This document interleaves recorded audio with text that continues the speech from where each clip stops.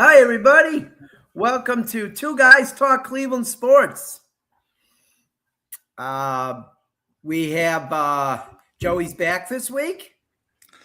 Your family emergency went okay? It's okay. It's okay. Okay.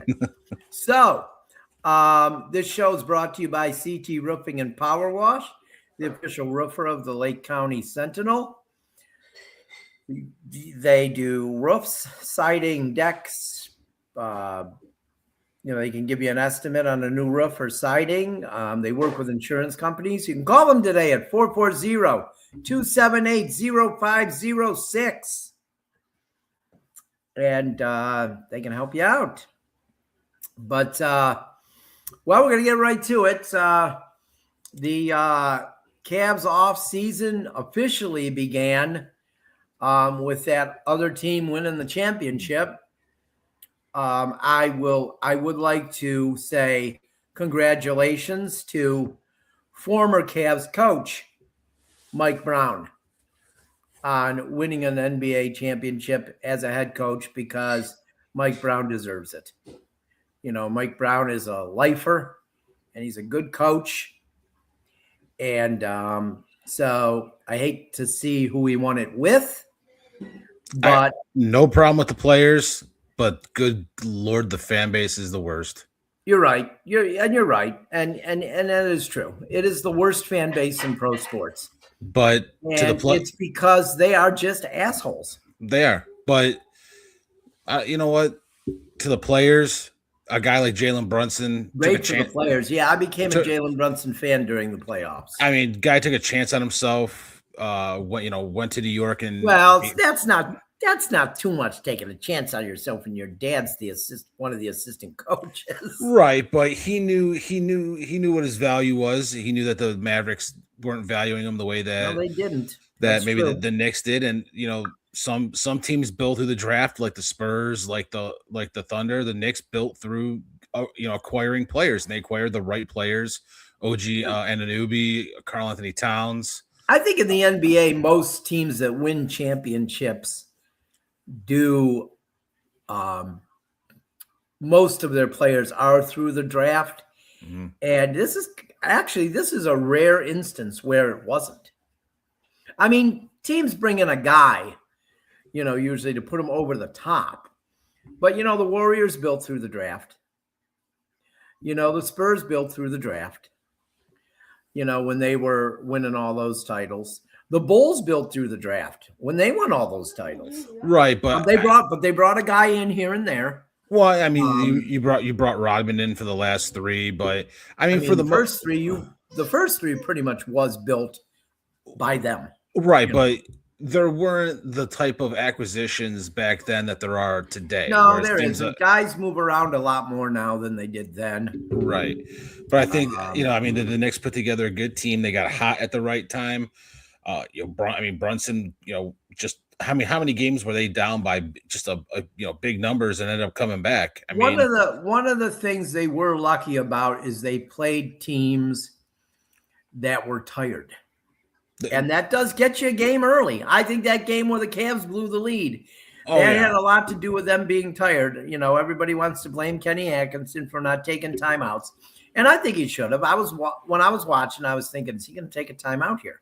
Yeah. But I think the Knicks did benefit from some teams being tired, because you notice in the first round, the worst team that they played in these playoffs won 2 games against them. Yeah. Because it was pretty much equal. Actually, the Hawks were a play-in team. So, no, they weren't. They were not. They were the 6th seed. Yeah, they were the 6th seed. So they were not a play-in team, but they played them, a team that was nowhere near close to the talent of the Cavs or the Spurs. And I even think the 76ers are a more talented team than the Hawks. And the Hawks won 2 games. So I think the way everything played out did help the Knicks. You know, that's not taken away from, you know, that they won the championship. It's over. They won it. Yeah, You know, you know what, to the you know, to Mike Brown, to the organization, the players, congratulations. To the fans, I hope you and never it's win another. about time. It only I took hope them 53 years. I you know, like I said, congratulations. I hope, but to the fans, I hope you never win another championship in any sport in Oh, my you're right. lifetime. No, I agree. But I agree.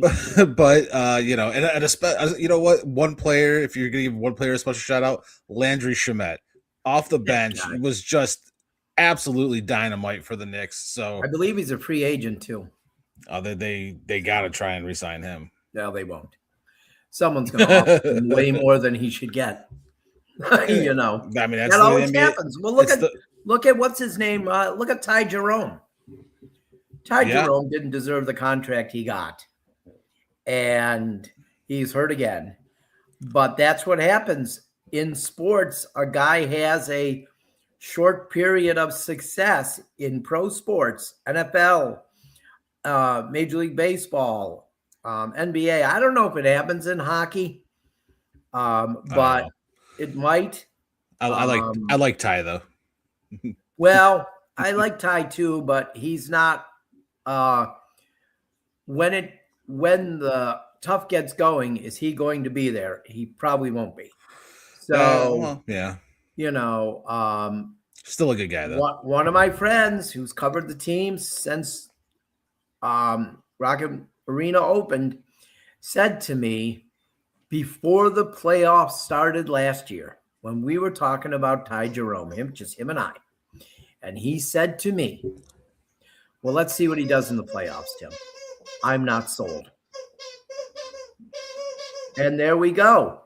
I think that you know, yeah, he's a good guy. He can score 35 against the Sacramento Kings or the Washington Wizards. But when it really matters against the Boston Celtics, the New York Knicks, you know, is he going to be there? Is he going to come through? And I didn't believe in him. I don't think it mattered that he left. You know, I don't think it mattered. I mean, the regular season record doesn't matter, and they got one round farther this year in the playoffs. So in my mind, they didn't miss him at all.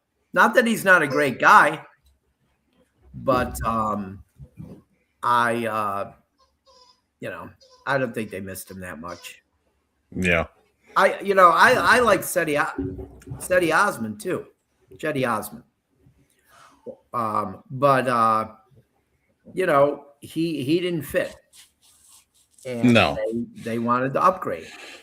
Well, I think we're gonna come to the point here. We're gonna start arguing a little bit.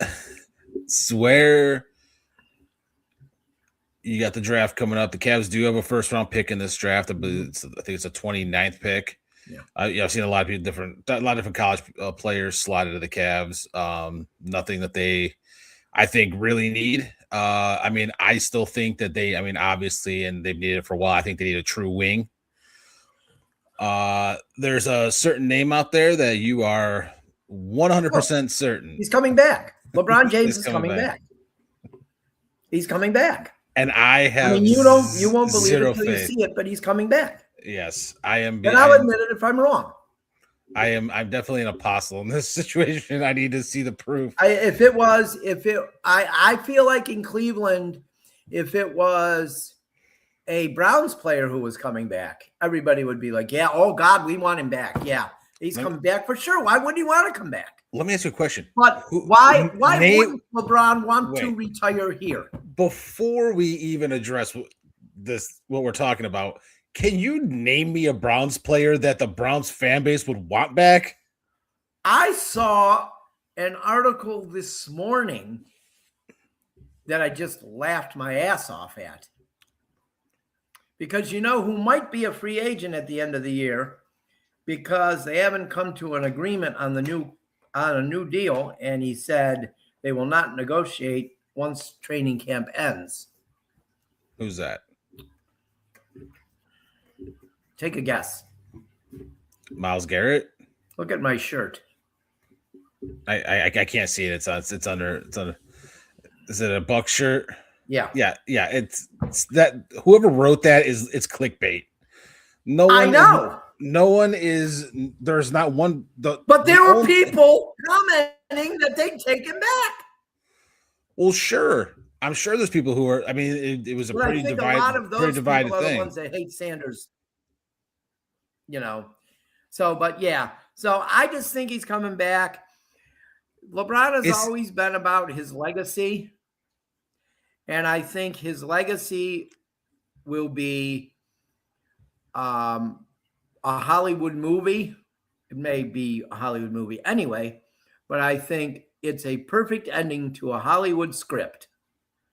If LeBron James returns to Cleveland and, they get to a finals, even if they, I think they will get to the finals if he comes back because that man is still in great shape, just like Tom Brady was. Oh, so yeah, I mean, he still averaged 20 something. Yeah, 20 something, 8 and 7. I mean, he's yes. I mean, can you imagine a starting five of say they don't make the Giannis trade or that doesn't work out. I mean, we were going to talk about that. There's a lot of other teams that want Giannis. Okay? Yeah, I don't think it's not like the Cavs were automatically going to be handed him. I think the Cavs have the best player to offer, but I don't think they're willing to give up the rest of everything else. They might want draft picks and all kinds of stuff. But, yeah, exactly. So let's see a starting five of Evan Mobley, Jarrett Allen, LeBron James, James Harden, and Donovan Mitchell. Donovan Mitchell doesn't have to be the guy because no matter what Jalen Tyson says, when LeBron James is here, Donovan Mitchell is not the guy. LeBron James will always be the guy when he is on the Cavaliers. So he won't have to be the guy. He won't feel like he has to be the guy. And LeBron takes that pressure off of him. And you got Dean Wade. Well, there's somebody's going to have to go. Wade or Strus, maybe both will have to go. But I'm okay with that because then you got Jalen Tyson to play more, which I feel like he needs to play more. And another guy who I feel like needs to play more is Craig Porter Jr. It really bothers me that he didn't see. I don't think he saw the floor except in blowouts for a second in the playoffs. I also like Proctor too. I do too. I think Proctor's going to be a starting point guard in tribute to Jim Jones, who is now done broadcasting, as he would say. I think Tyrese Proctor is going to be a starting point guard in our league. That's what he says. Well, I think that it's a good possibility. I think that he obviously needs more playing time, and I think he could potentially get it. The Cavs need. I think the Cavs need some more defense. I think that's a big thing. Well, they just need to play more defense. Okay, they've got the same group together basically that played great defense. Okay. They just didn't play great defense this year. Right. Until they were down by 15. And then they play great defense. They are capable of still playing great defense. They just didn't do it until they were like, oh, shit, we're down 15. Now we got to play great defense. Which was usually the first quarter.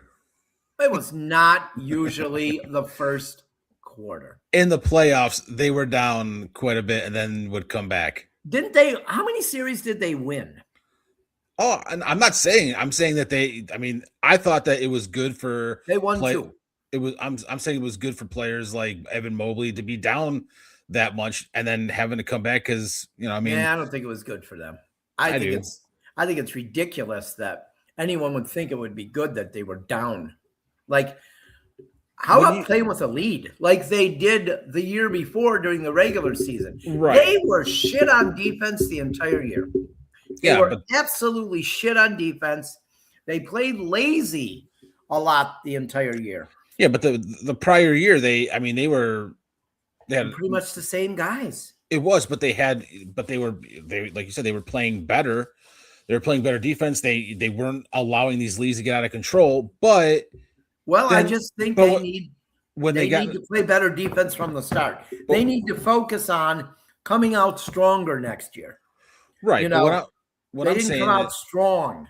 What I'm saying is then they got to the playoffs and they would win that first series against whatever team it was. And then they get knocked out that second round. Well, this year, I thought their defense was not great in the playoffs. Oh, it wasn't great. It wasn't great. And it wasn't great all year. But they were able to find ways to come back, from adversity and get to the Eastern Conference Finals, which I think is going to go a long way with a lot of players. Yeah, I think so too. So I think that's where you don't want to play crap defense. You got to get out of doing it. But at least they know now, hey, you know what?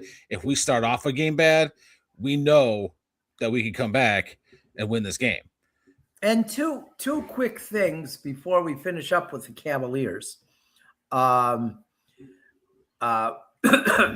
don't think it's that big of a deal because, of course, in Texas, you can carry a cannon. Right. So James Harden got arrested on a gun charge, and let's face it, and I'm going to say it, and I don't care what anyone thinks, but let's face it, if James Harden was Sam Merrill, he doesn't get stopped. But James Harden, in Texas, Joey, come on. I think it might. I didn't say it's the first documented time anyone's ever been arrested for a gun charge in Texas. I wouldn't doubt it. Sam Merrill, they would have let him go. And what I'm getting at. The cop would have given him his weapon. He was on his, he had it on the seat next to him. Reminds me of the old TV show Sledgehammer. He used to sleep with his gun in his bed and the gun on a pillow next to him. So that's really what I thought of right away. But it's a misdemeanor charge. I really spelled misdemeanor wrong in my notes. But he was released on $100 bond, and he has a court date for June 22 or 22 June, as they would say in the military. I don't know if he's gonna be able to afford that $100 fee. Oh, I know. I know. You get a GoFundMe going for him. Right. But and then the final thing. What was the final thing I was gonna say? Something about Giannis? No, we touched on that. There's nothing really there. I don't think the Cavs aren't gonna get him. No, I don't think so. But okay, we got a minute and a half here. Just Tommy and I touched on it the other day. I told you what would happen after the finals. Mm-hmm. I think the name's going to be announced here. I'm going to say within 2 weeks. I do not have any information on that. They have kept everything very quiet. None of us were able to find anything out during the year or anything. I'm assuming you're talking about the WNBA team. The WNBA Cleveland team, yeah. And I'm hoping it's the Rockers. But we'll see. I think it will be. But I think the consensus is that a lot of people think it will be. But, I've only talked to people my age about it. I haven't talked to millennials. I'm sure they would like them to be the Cleveland Millennials. But or something that doesn't offend anyone. I'm a millennial, aren't I? I know you are, but you're not. You're a different millennial. You are. Or am I Gen You're X? an old I don't soul. know. You're an old soul. I am an old soul. You are. You don't think you're changing the world by making a new word for something like millennials do. We say we have an opinion, we have a take. I'm good with you know what? I just want good Cleveland women's basketball back. I don't care what the name is, if I'm being honest. I'm sure it'll grow on me. I do because I have history with it. But all I know is whoever owns the Twitter handle for they're gonna get something. Well, the Sentinel owns Rockers WNBA, so I would think they would have probably contacted me by now if they were going to use that. They have to figure out who has it. But now we're with the Guardians. We're going to talk about the Guardians. I love the sky is falling mentality of the Cleveland media and a lot of the fan base. Although I've seen a lot of the fan base being optimistic too. But the media, of course, has to make it like it's done. It's over now because Jose's hurt. But in the next breath, they're ripping Jose by saying, well, he wasn't having a good year. Well, as you said on one of the shows, until the last couple of weeks, Shohei Ohtani wasn't having a good year either. I mean, I don't know how you can. They're just Ramirez was on pace. Okay, so he hits 250, but he's on pace for 30 plus homers and like 60 stolen bases. Yeah, I mean, he was only going to get better. I think he was on pace for the most stolen bases since Kenny Lofton. Yeah, I mean, and he's 31. I mean, come on. Yeah. The guy is going to washed up, Joey. He's good. He's going to be good for the next. I mean, I think he's going to be good. I think he's going to be fine when he comes back. Yeah. In 2017, when he came back, I believe he had a home run in his first at bat when he came back from this injury.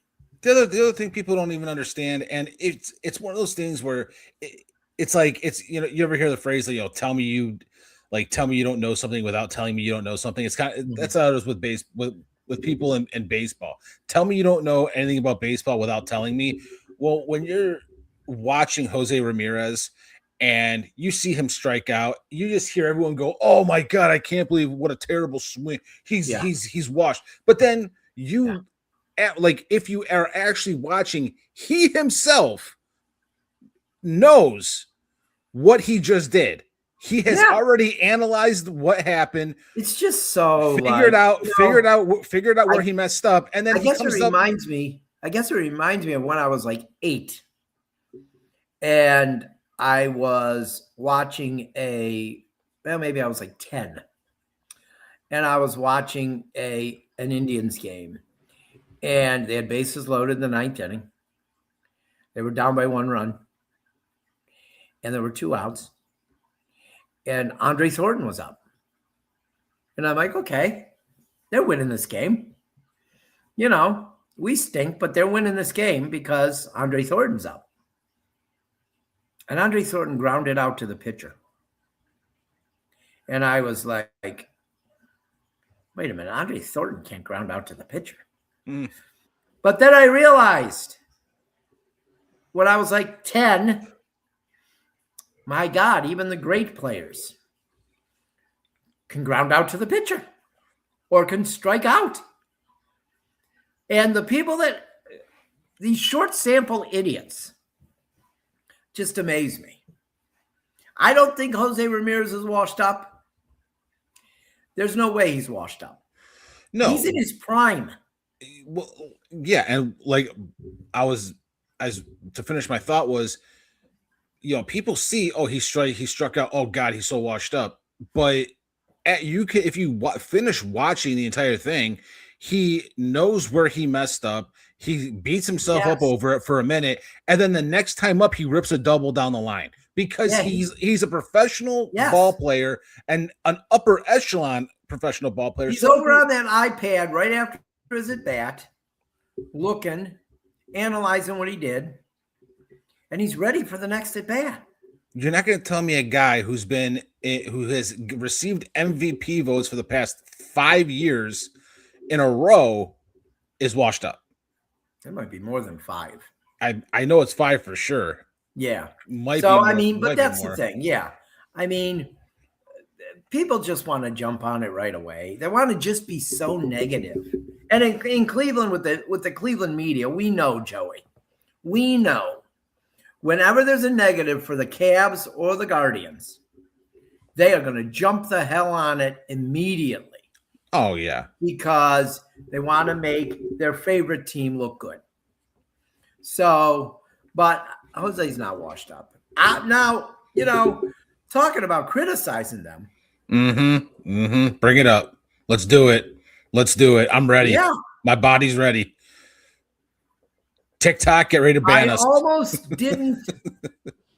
I thought I was sleeping. I thought it was a dream.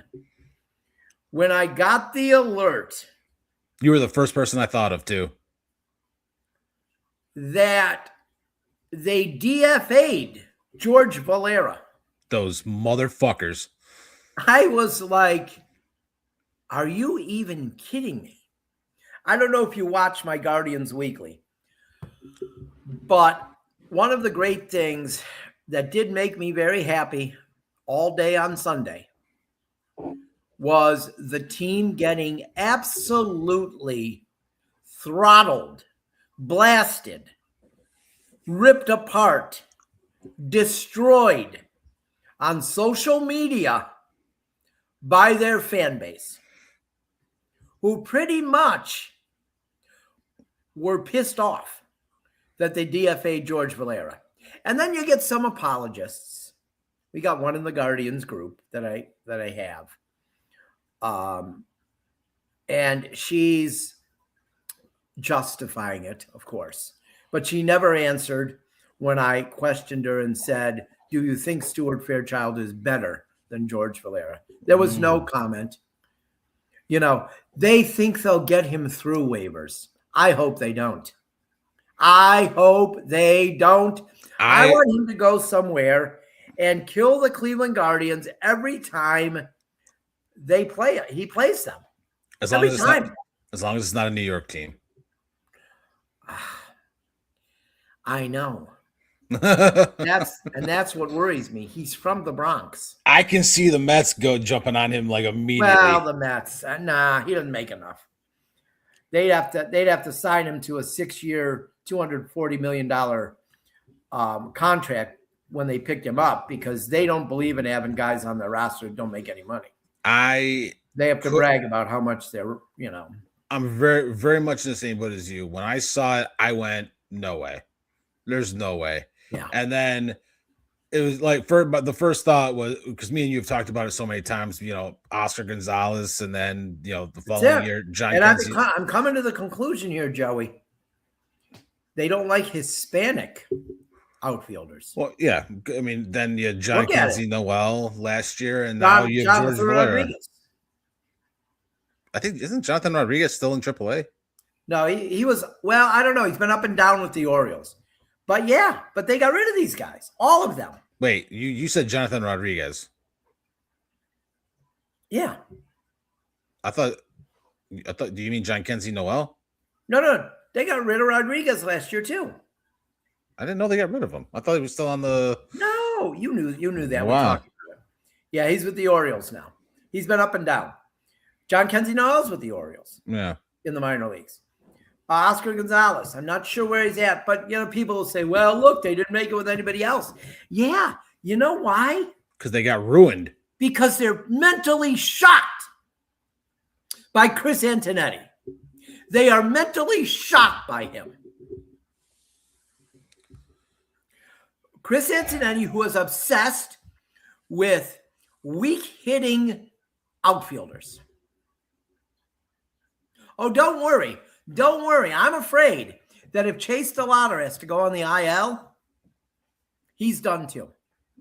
Mm-hmm. They'll put him on the IL, and then, he'll do a rehab, and then they'll say, well, we want him to play regularly for 5 straight weeks, and then we'll bring him up.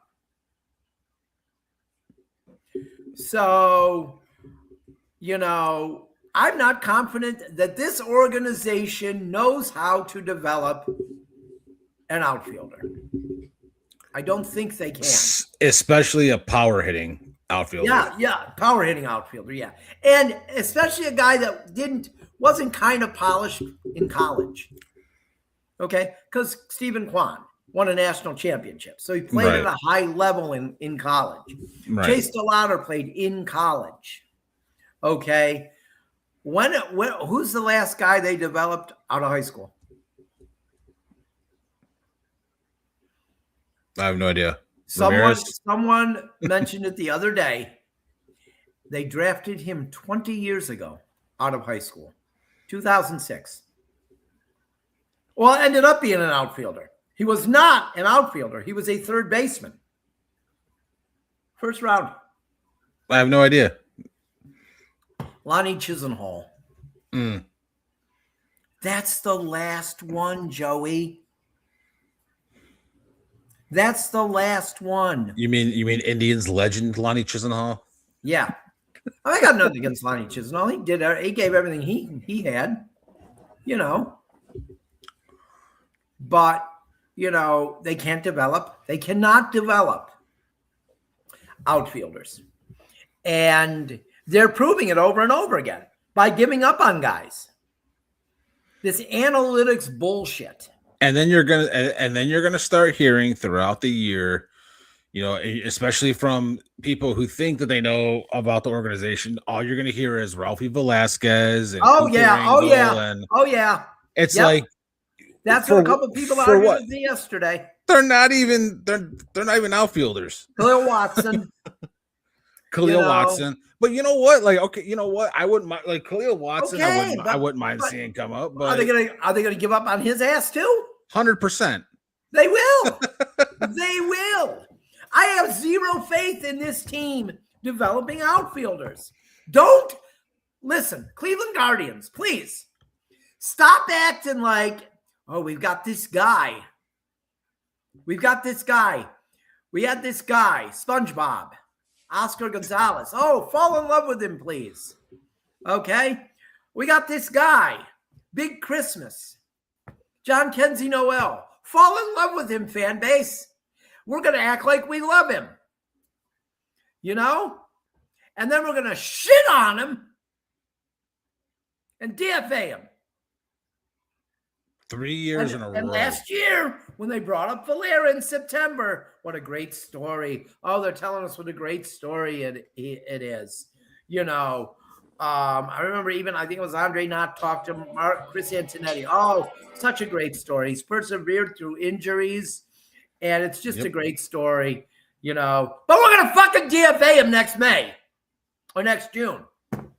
So please don't fall in love with him, people, because we're going to fuck him over, because that's what we do. We fuck outfielders over. And that's part of that problem is that it gives me pause with DeLauder and Bazana and, any of these young guys that they bring up, you're like, you know what? Who knows if they're even going to be on the team? But let's, you know what? Let's root for Stuart Fairchild, the guy hitting 100, $125 or whatever. Bullshit. This guy's a ninth hitter in the high school lineup. I just look at his batting stance. My God. But let's get when I go and watch PJ play tonight in her T-ball league, I'm going to see the same damn batting stance. Stuart Fairchild would be hitting 4 and 6 year olds. Stuart Fairchild might hit like 200 in that league. Maybe. And I bet he would need the tee half the time. I don't know him. Could be a great guy, but for God's sake, I mean, how he's on a major league team. I just don't know. How is he in? You've DFA Valera, but you have Stuart Fairchild on the team? Yeah. How can anyone have faith? They are blind. It's blind faith. If they have faith that this organization knows what they're doing as far as the outfield. I should have. I am pissed off at myself that it's taken me to the last couple years to realize they don't have a clue. Dave Glazer used to say to me in the captain's press box, well, another captain's outfield that won't make it to the big leagues. Yeah. And Bo Mills. They almost developed Tyler Naquin. Then they gave up on him. Gave up on him. Yeah. DFA'd his ass in the winter. Will Benson. They got rid of him. He was a high school draft pick, outfielder. Mm-hmm. Not Hispanic, but not white. Nolan Jones. Well, I mean, I think he stinks. Yeah, I mean, there's as high as they did. He was a third baseman, though. I'm not gonna argue about. I'm Nolan just Jones. saying. I'm just saying they're so bad at this. Well, yeah. And this is part of the problem is, God, like it would just be nice for someone to come up and you're like, this guy's got a shot to, I don't know. When was the last time you had that feeling in Cleveland where you're like, this guy's he's gonna hit a homer right here for an outfielder? Yeah, I had that feeling with Oscar Gonzalez, John Kenzie Noel, George Valera. I had that feeling with them, but I only got to have that feeling maybe twice a week when they were up, and twice a week for less than a year, and less than a game either, because they love the damn pinch hitting too. Yeah. Stuart Fairchild pinch hit for Kyle Manzardo the other day. That's another Manzardo. Like it seems like he started a game last week too. It seems like he's starting to do stuff and then he's out. That's it. I know. There we go. And they are 5-8 with Stuart Fairchild. They're 0-3 when he starts. 0-3 when he starts, Joey. Joey, he has started 3 games. I know. He has started 3 games. It's frustrating when you see a team that's talented and for some reason it's like they're injecting venom into themselves. Yeah. Like it's like they're just trying to kill whatever momentum they had with players that they come like Stuart Fairchild comes up. I'm like, okay, this is an out. Yeah, exactly. Call me negative. Challenges, terrible challenges. Call me negative. Call whatever. No, you're not negative. It's real. This is real, man. This is real that they suck developing outfielders. And they always go and sign some shithead too. Yeah, they have a history of this.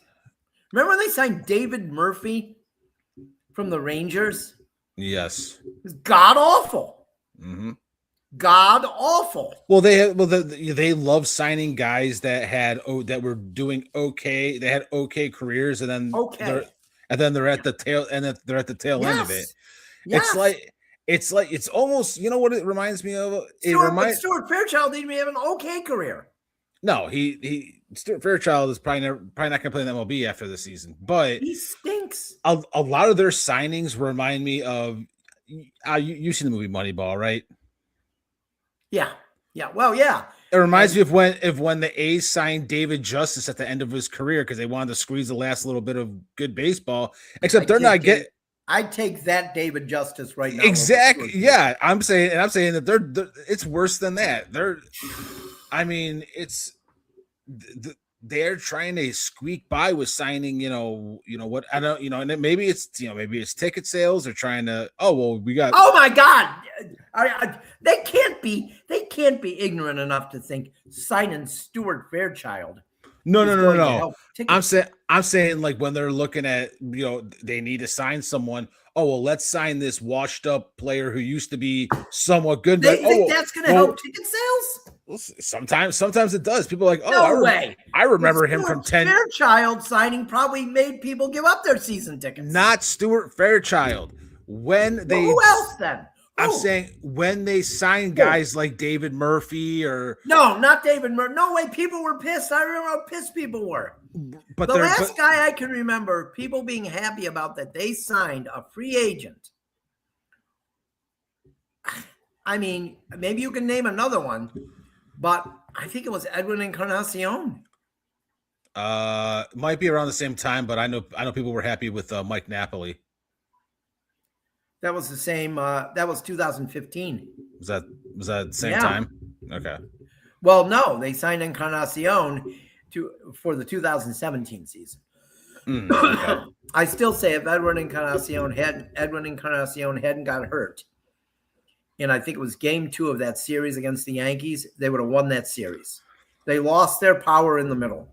I'm still upset that I lost my party at Napoli shirt.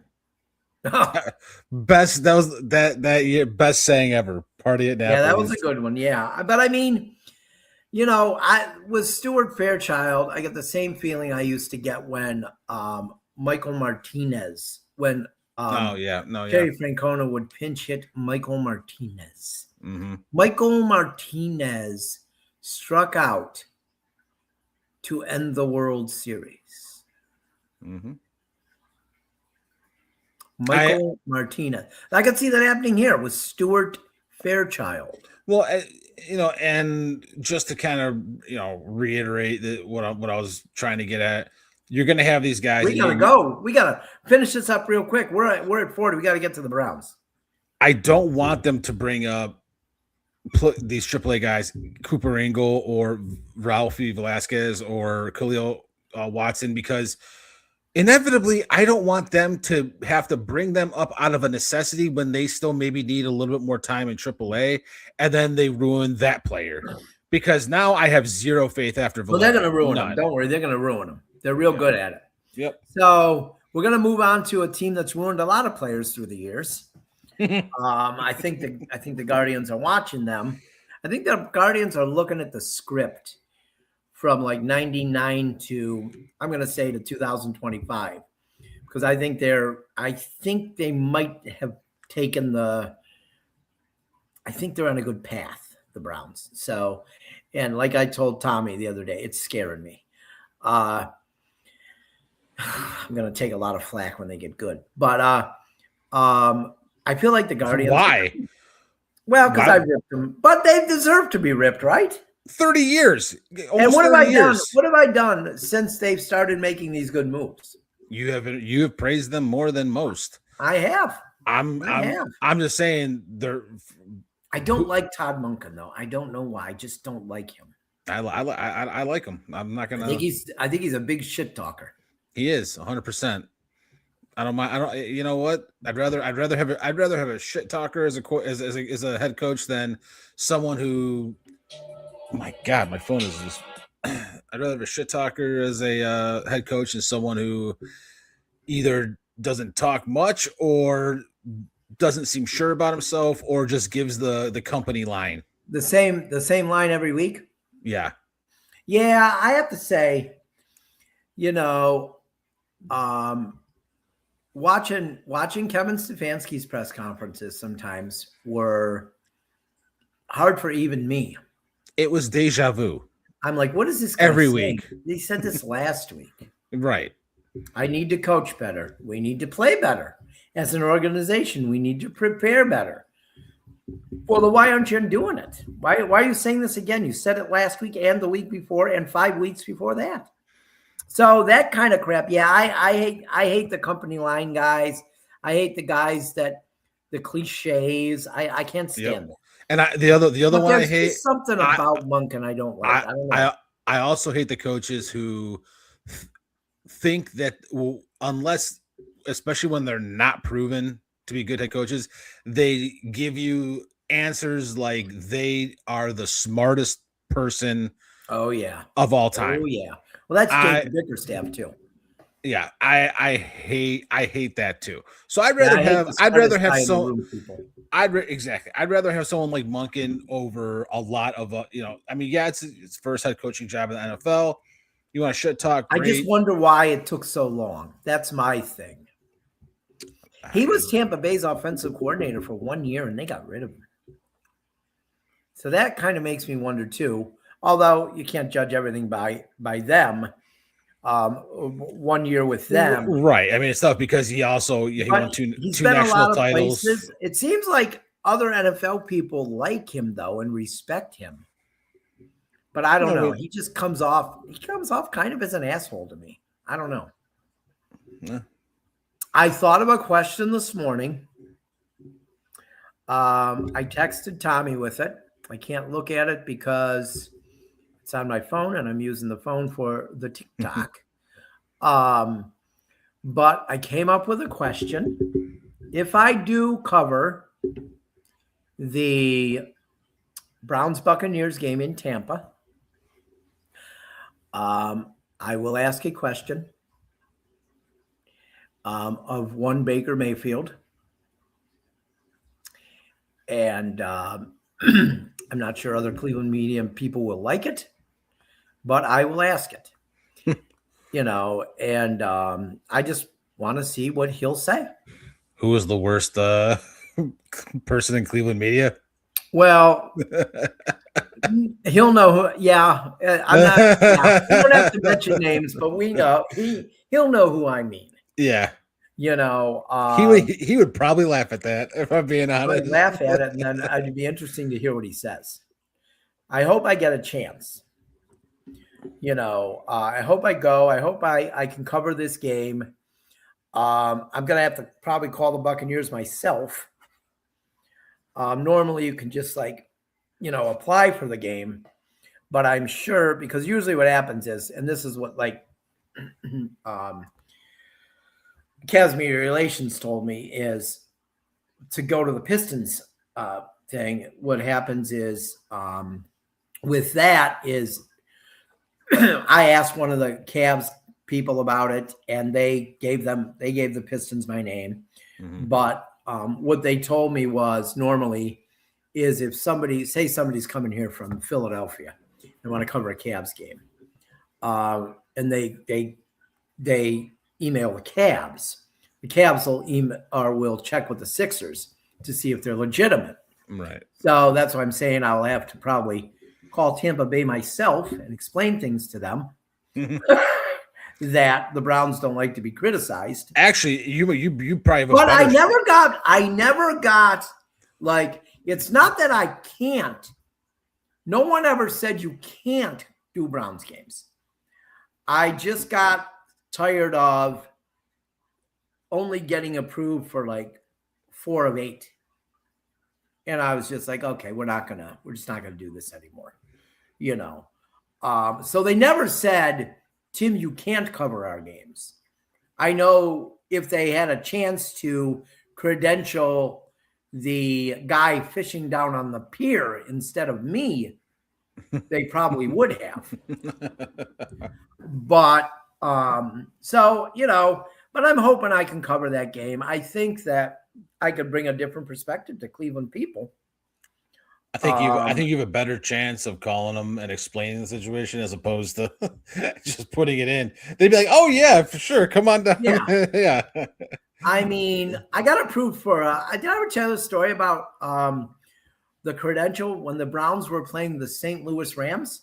No. Oh, I'll tell this story since we weren't sure what we were going to talk about in the Browns segment today. So, it was back in the days when you faxed your requests in. I'm sorry, what's that? Okay. Young people, young children who were born after 2000. It was a machine. You typed a letter up and you stuck it in a machine. I'm sorry. Hey, what does type mean? Yeah, it's true. It's true. And you sent the letter through this machine, and somebody on the other end got the piece of paper came out the other end, not the same piece of paper. You know what? Let's simplify it. Essentially, it's an old person's text message. Yeah. So I text the Browns for every week. I would fax the Browns 4 games, home games. And we've always talked about Tim not being very observant. Tim apparently can't read either. So Tim faxed the Browns about the Rams game. And the Browns had a really nice media relations girl back then. I can't not remember her name now, but she was really nice. She was great. She would talk to you every week when you got there. Great, great person. And so I faxed it. I think I faxed on Tuesday. You'd usually hear something back by Thursday. So I get a fax back on Thursday. I go up into my office and there's a fax. And it's got St. Louis Rams, stationary header. And I'm like, oh, okay. So I don't know why I asked that, but all right. And I can't remember exactly the gate number. We're going to say gate D. Your media credential will be waiting at the media entrance at Gate D at America Airlines Stadium. I'm like, the game's in St. Louis? Yeah. You went and covered it too. You went and covered it too, didn't you? No, I did not. That was 99. My photographer at the time, Ben Zedner, I told him, because we bowled together. We bowled that night. I told him what I did, and after the whole team laughed at me, Ben's like, well, we aren't far from Richmond Heights Airport. We could probably rent a plane and go. And I was like, yeah, I'm not sure I'm flying in one of them planes. And so I didn't go. But yeah, I applied for a credential in St. Louis thinking the game was in Cleveland. So that was pretty, that was kind of embarrassing. But I covered for, gosh, I think like 12 years after that. So I really stopped covering them myself. I did have a reporter that covered them for a couple years, but I stopped covering myself too because I wanted to watch them. I wanted to watch the games with Tommy. Mm-hmm. My kid's growing up. He's a Browns fan. I want to watch the games with him. We ended up going to a couple games as fans. The year they went 1-15, we were at the only win on Christmas Eve. And and we've also gone to every time they played the Buccaneers. I think me and you talked about that, but both me and Tommy might be good luck charms for the Browns because of all the Browns games I've ever been to, I can't even tell you how many. I've only seen the Browns lose like once. I think Tommy's seen more losses the last couple years now, but he went for I bet you he's 24. He probably went into his 20s not seeing a loss ever. Yeah, I can't remember the game. I'm the only one loss in 20 plus games. Yeah, that's especially considering over the years how bad they've been. That's pretty good. Tommy would have seen a loss on Christmas Eve of I think it was 2006. Wait, 20. Okay, 26, 22, 18. 14, 10, 6. Yes. Christmas Eve of 2006. The Buccaneers played the Browns. And I had tickets. And I think there was a home game the week before, too. And I remember sitting in the press box, and Dan Coughlin was sitting next to me, the late, great Dan Coughlin. And we sat next to each other quite a bit because we were always in the TV people were in the last row in the press box, and that's where I was too, which was fine. I didn't care. And I sat next to him a lot, and we talked a lot. He was so funny. Oh, he was great. And I told him I had tickets for the Buccaneers game in the dog pound. And I was bringing my son. And he's like, how old's your son? And I said, well, he's 5. And he said, if you bring your son to that game and sit in the dog pound, I will never talk to you again. That is no place for a 5-year-old. Oh, man. Yeah.